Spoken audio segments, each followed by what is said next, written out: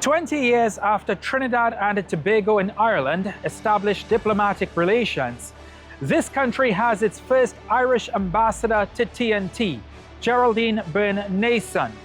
However, Geraldine Byrne Nason comes to this country at an interesting time. In early May, Ireland instituted a visa restriction policy against Trinidad and Tobago citizens wishing to travel to that country in Europe. A visit to Trinidad and Tobago also comes as many nations across different parts of the world institute a sense of nationalism. What can this partnership and what can her ambassadorship mean to both countries? My guest this week is new and first Irish ambassador to TNT, Geraldine Byrne Nason.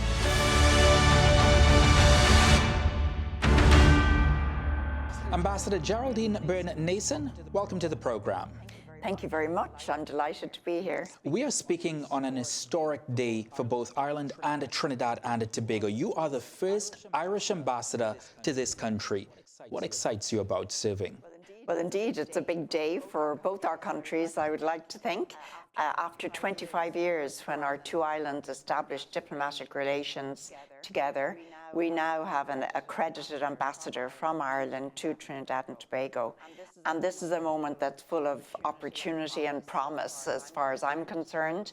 I'm Ireland's ambassador to the United States, based in Washington, but as of today, I'm also proudly the Irish ambassador in Trinidad and Tobago, and I'll be using this opportunity to deepen and grow our relationship. It's a historic one, right back to the 1600s, but it's also one that very much looks forward with the 21st century twist. Trinidad and Tobago and Ireland established diplomatic ties 25 years ago. Yeah. Some might ask, why now to have an ambassador from Ireland to Trinidad and Tobago?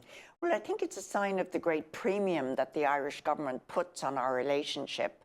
Over the 25 years, we've cooperated very closely in international fora, at the UN, at CARICOM, where we observe business. But recently, we also took the step of the government investing in opening a consulate in Miami, where we have an office for the Caribbean, and a dedicated senior official there who works to grow our relationships in the Caribbean. So there's a very natural element to our next step, being that we identify somebody with the plenipotentiary authority of an ambassador to come here and work people-to-people relationships, but importantly, political and economic relationships. So it was a natural evolution. I'm the lucky beneficiary of that. You mentioned an interesting word there, evolution of the relationship between both countries. There are, however, both challenges and opportunities that lie ahead in 2025 for both nations. And we can talk a little bit about the challenges, geopolitically albeit, and we can also talk about a lot of the opportunities. But first, let's talk about the challenges. You are the ambassador as well to the United States, as well as 7 other Caribbean countries. Certainly, the geopolitical atmosphere right now that you work in Washington, D.C., lends itself to a form of nationalism in many ways. We look at governments across the world, and many of them are moving more towards the right. This diplomatic ties that has been evolutionized, as you put it, it really is a stroke of bilateralism in a world that we can sometimes say is moving towards nationalism. Well, I think it's a good analysis you made there. Ireland is quintessentially a very open island. We're a tiny island of 5 million people in the Atlantic, but we have always been outward facing. And we are, in many ways, by being accredited here to Trinidad and Tobago, it's an emblematic move for Ireland, that we believe in dialogue, we believe in cooperation, we believe in being engaged beyond our island. So that sort of nationalistic tendency you have correctly identified in some parts of the world doesn't reflect Ireland's foreign policy, nor does it reflect our economic policy. And if you look at Ireland's tradition of exporting our people, some of whom came here in the 1600s, bringing our educators, our healthcare workers to Trinidad and Tobago, but also wanting to ensure that in the 21st century, that interactive style of engagement continues here with Trinidad and Tobago. We want to see young people from Trinidad and Tobago come to Ireland in the footsteps of all those students who came, for example, to the Royal College of Surgeons in Ireland and became doctors. We want to see a very vibrant economy in Ireland helping to give momentum to our economic partnerships here. And Ireland is also concerned about the global nature of the real challenges. We believe there's nothing that's entirely domestic or indeed wholly foreign in our broad policy framework these days. So if you take something like climate, climate and climate challenges have no borders. And we believe in the exceptional work that we know is needed to support small island developing states. That's a priority issue for Ireland. So we invest in that, more than €250 million from the Irish government, but dedicated here on the small islands, for example, 25 million of that to loss and damage work.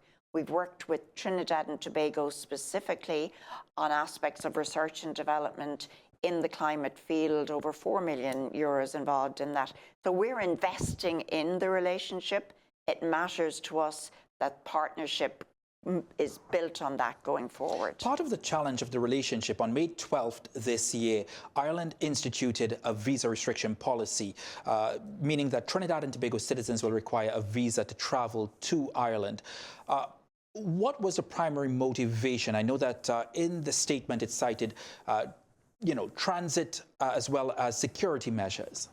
Well, look, I'm very conscious that that's an administrative adjustment that hasn't been welcomed by everyone here in Trinidad and Tobago.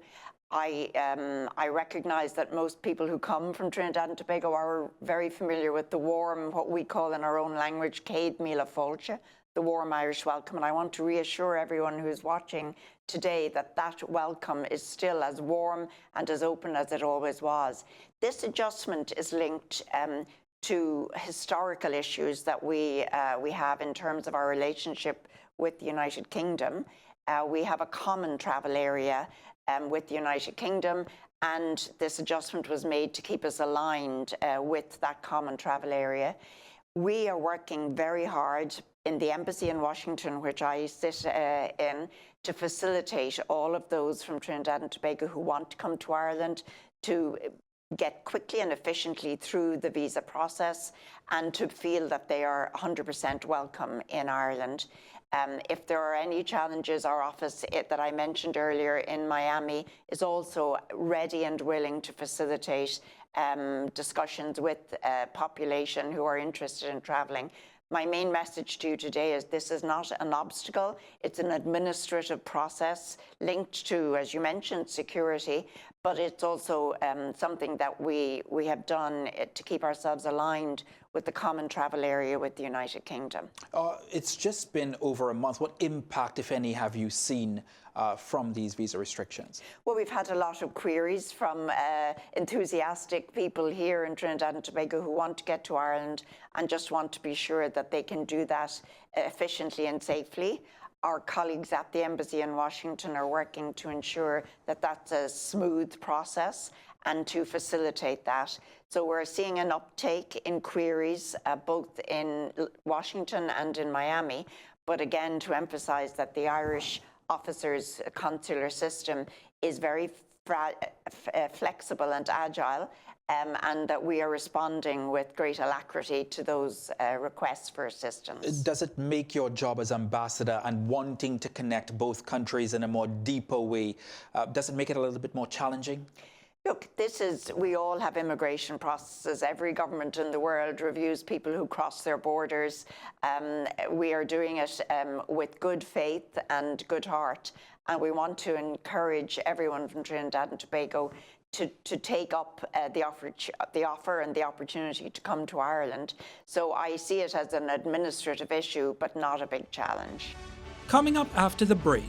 Do you see red tape or what you'd call barriers that need to be broken down between both countries to allow for freer trading?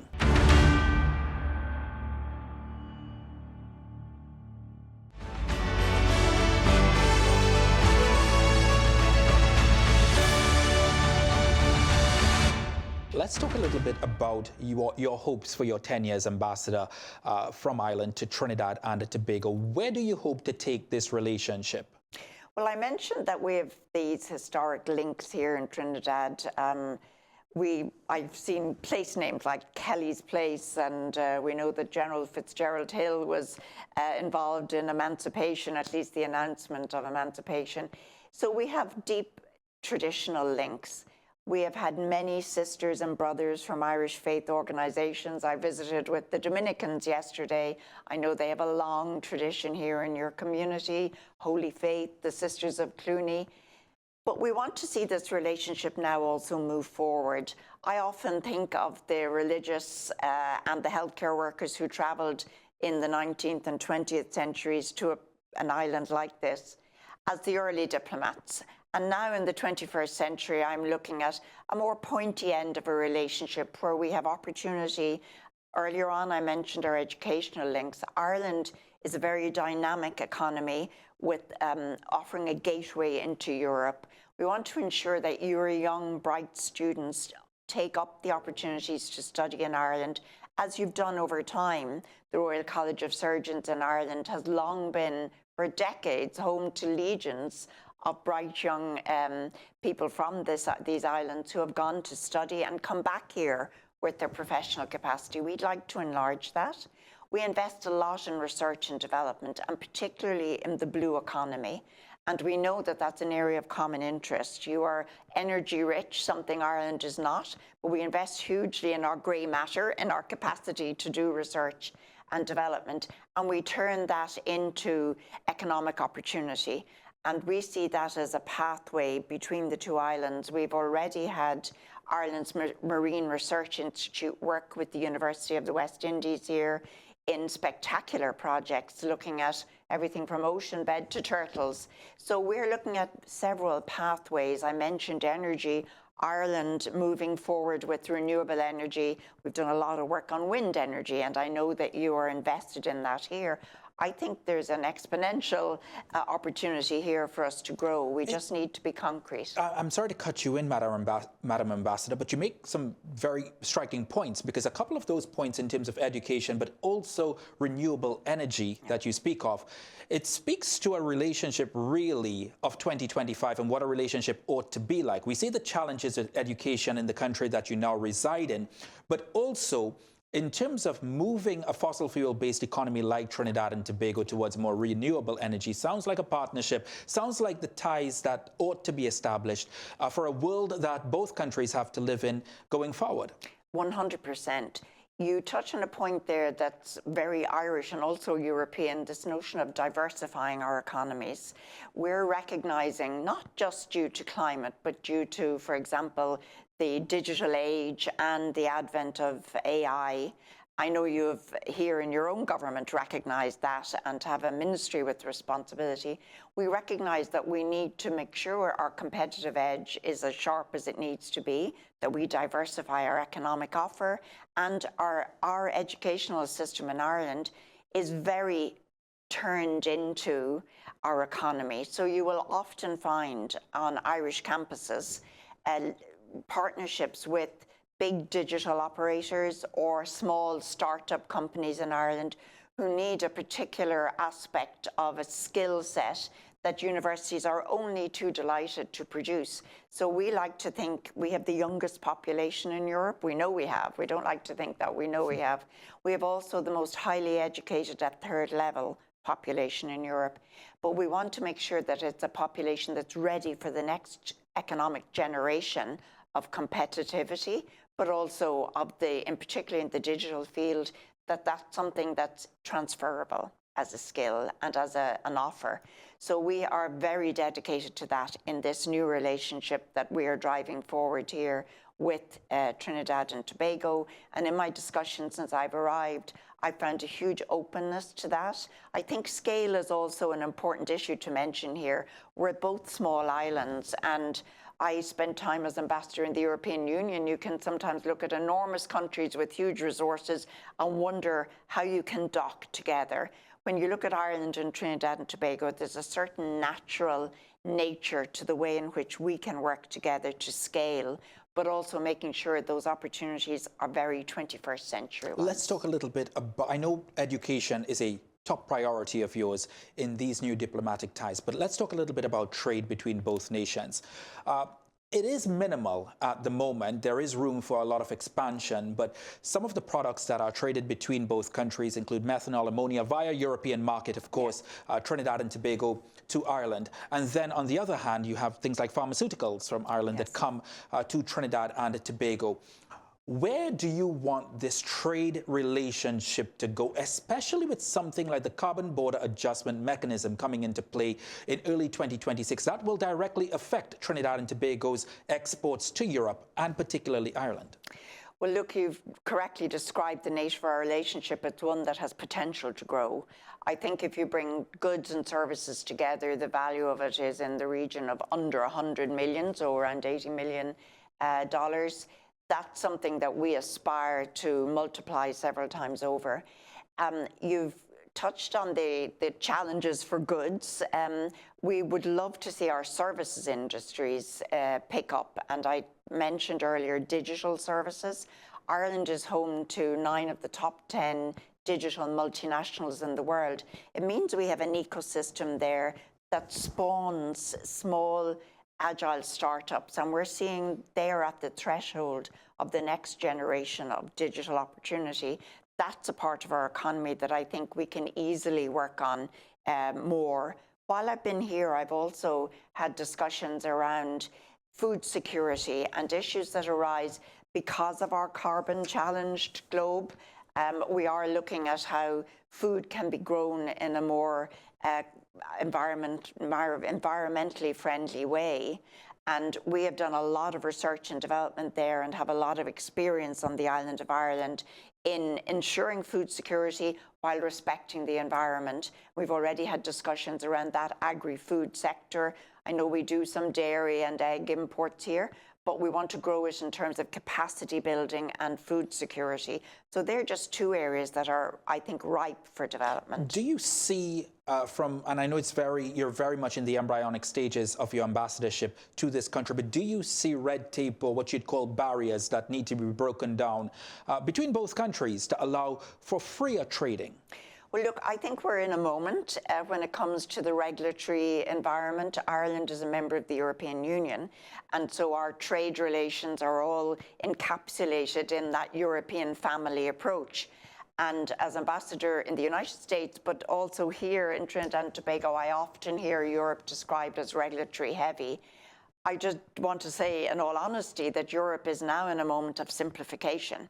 We're looking at how the broader heft of European investment, and Europe, by the way, is the biggest international investor in the world.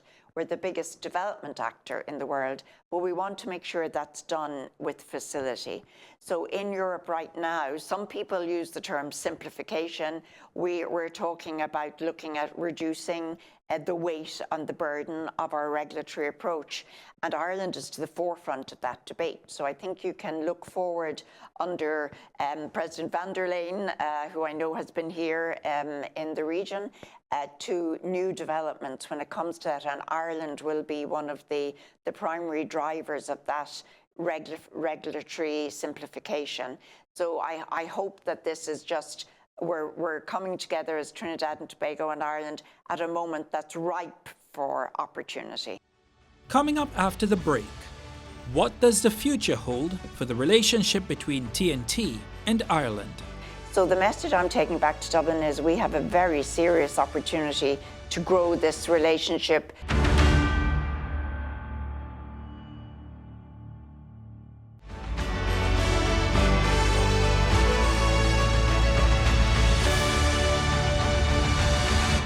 It really is. Europe continues to be the gateway to Ireland. Am I assessing that right? Absolutely. Ireland, as I said earlier, an island of 5 million people. But if you invest and are working in Ireland in a partnership, you have access to 450 million consumers. But you also have access as young students who are studying, for example, can travel through Europe, take educational opportunities in Europe. So we are a gateway to Europe. We're English language environment, which I think is an important attribute, although we have a very proud language of our own. We operate in English. We're a common law environment, which I think we share with you. And we also are known on, if you look at any of the global rankings, we're known for ease of doing business. We come in the top 2 or 3 for ease of doing business and for competitivity. So we offer a package, as I said earlier, that's a young, welcoming environment, highly educated, and with those English language and common law environments, that makes us a gateway to Europe par excellence. No one challenges that profile I've just described to you. Let's talk a little bit about your trip here in Trinidad and Tobago. You've met with a number of high-ranking officials, including but not limited to the President, where you presented your credentials, as well as the Minister of Foreign and CARICOM Affairs. What have discussions centered around in the early stages of these ties? Well, they have been extremely warm and welcoming, and I've been very graciously received. The message I will take back to my authorities in Ireland is that this is an opportunity for Ireland to deepen our relationship with a key player in the Caribbean region. Ireland sits in the international fora like the UN in a very like-minded way, and I've had that reinforced. We share views on global challenges, on international issues from climate to ocean, to Middle East issues in many ways. So we are very like-minded. And we take this now, as I know that Trinidad and Tobago prepares to take a seat for the 2nd time on the UN Security Council, something I led Ireland's team on the Security Council before I assumed this role, something Ireland believes is an important role internationally to bring stability and ensure peace on that international stage. So the message I'm taking back to Dublin is we have a very serious opportunity to grow this relationship, which is already appreciated as a precious one because it's historical, but that it's also a very vibrant 21st century one. And I've seen since I came to the island the enthusiasm and also the deeply ingrained outward-looking sense that you have here on the island for partnership. And that's something Ireland has long been an advocate for small island developing states, but we also treasure that as a partnership of peers. And this is what I'll take back, that we have a great peer here in Trinidad and Tobago. Let's talk a little bit about the historical element of both countries. The Irish influence and footprint in this country dates back about, 400 years around there. Do you have any plans of tapping into such enormous history of the Irish in Trinidad and Tobago? You mentioned you visited the Dominican Fathers. You mentioned all of the streets and names of different places in this country that have been influenced by the Irish being in this country. But such an enormous history, will that play a major part in your ambassadorship? Absolutely. You know, there is a real sense when I arrived here on the island of people being home with Irish people. We see place names, but we also have a sense, even listening to the accent, some of the rhythms here in your accent reflect very much an Irish rhythm in the way we speak. We know the people before us supported each other. They may have arrived here as indentured servants. Many of them then moved into your economy, moved further into your education system. I had in the Ministry of Foreign Affairs yesterday somebody quoting W.B. Yeats to me. So we see little reflections of our historic relationship. So that's important because as a lifetime diplomat, no matter how many technical agreements or trade agreements or political engagements we have, fundamentally, this is a relationship of people to people. And there I feel already we've made great headway. What I'm really interested in doing is ensuring that we build forward. We have at the moment something that I sincerely hope we can bring to Trinidad and Tobago, which is an extraordinary exhibition that reflects on our past history here in the Caribbean. It's called These Entangled Islands. And I think the concept is both romantic and explanatory. It shows that our histories are interlinked, and the reason we're coming here right now is to say there's a way forward in that lovely, romantic, tangled way together so that we can do this to the mutual benefit of people on both our islands.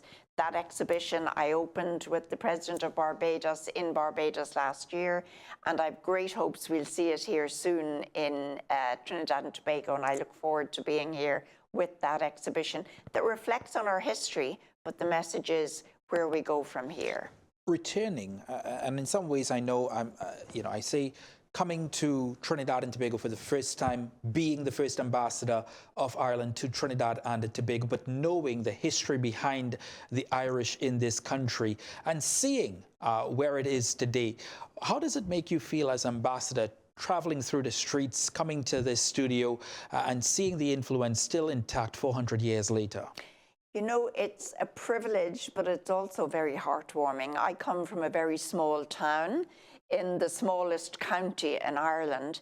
And this morning, as I stood on the steps of the presidential palace and saw the horses and the wonderful tribute to my country, I thought, isn't it really extraordinary that there is that reflection of a relationship that, as you said, is 400 years old, and that Ireland for the first time has a representative, if I may say a woman. It wouldn't always have been a woman coming from Ireland to meet a woman president of Trinidad and Tobago, and to say that this relationship, historic as it is now taking on a whole new momentum going forward. So it's heartwarming, it's encouraging. To go back to an early point you made about turning inward, some parts of the world turn inward. Two countries like ours can't afford to do that. And the truth is, we've never done that. We've always looked out. We've always been welcoming to those who arrived on our island.